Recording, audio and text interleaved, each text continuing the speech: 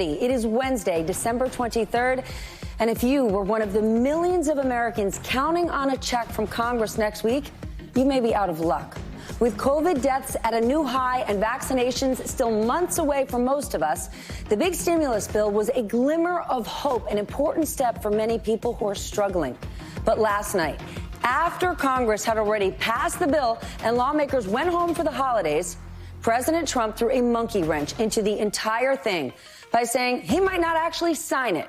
Here's what President Trump tweeted last night.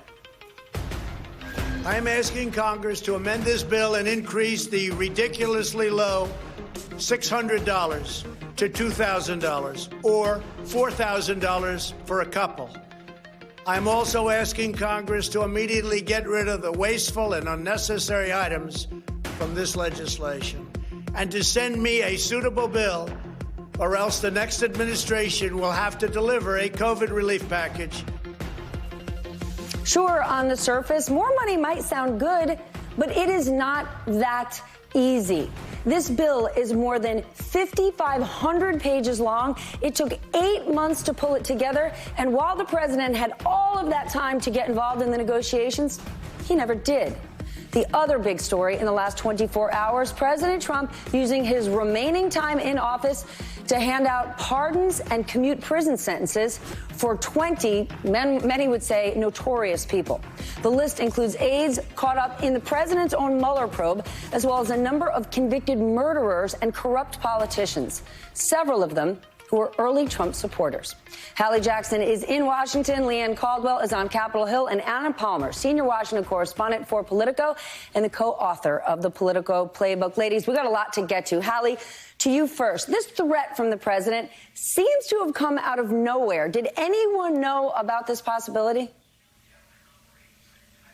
Let me take this in two pieces, Steph. Let me take sort of the public piece of this first, right? Because what happened on Sunday night after this deal came together, and you know, I've been reporting this out along with our team all week long. The question was, okay, Congress had a deal. Mitch McConnell announced it. We heard it from Chuck Schumer. We heard it from Speaker Pelosi. Would the president actually get on board? Immediately, we reached out to sources and White House officials. And on the record, the White House came back and said the president looks forward to receiving this bill, essentially. You also had a top White House spokesperson, Steph, 90 minutes before the president released that Twitter video that threw a massive wrench in this whole thing, on Fox Business, not only talking about the president's indications to sign the bill, but explaining why the president would sign the bill, including, according to this staffer, for those stimulus checks to help the American people, the very same checks that the president then railed against. So there is this sort of public dichotomy. It is not the first time that the White House and staffers there have been undercut by one of the president's last-minute changes as he is taping this video. Meantime, in the other side, you know, of the White House, in a different room from these people.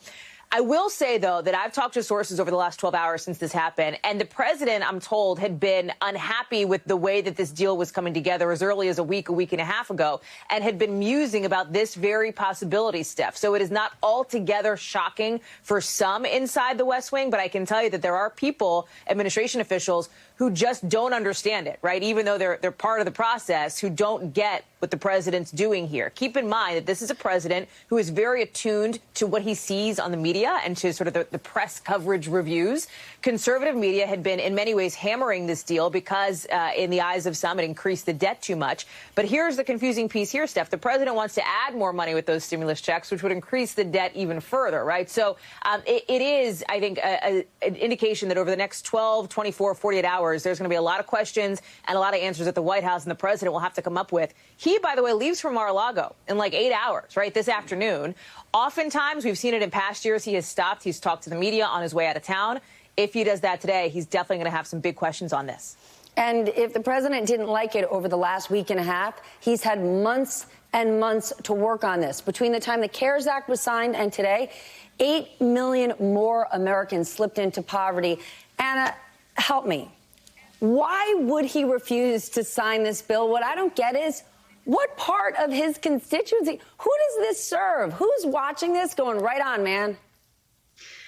Yeah, it's really unclear to understand what his motivations are here, particularly because he has spent months railing against, election fraud, making false claims. He could have gotten into the game on this COVID deal. He could have gotten that $2,000 if he had pressured Republicans on that. If you look at the fact of what is to come here, we have a government funding bill right now that goes until December 28th.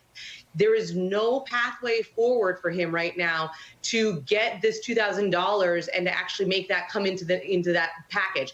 The speaker has said that she's willing to do that, but there's likely to be objections, and that's basically a non-starter in the Senate. So it's very unclear to me what he is doing, what he's thinking, and we are trying to figure that out right now as I speak to you. The objections to increasing that number are going to come from Republicans. So, Leanne, what does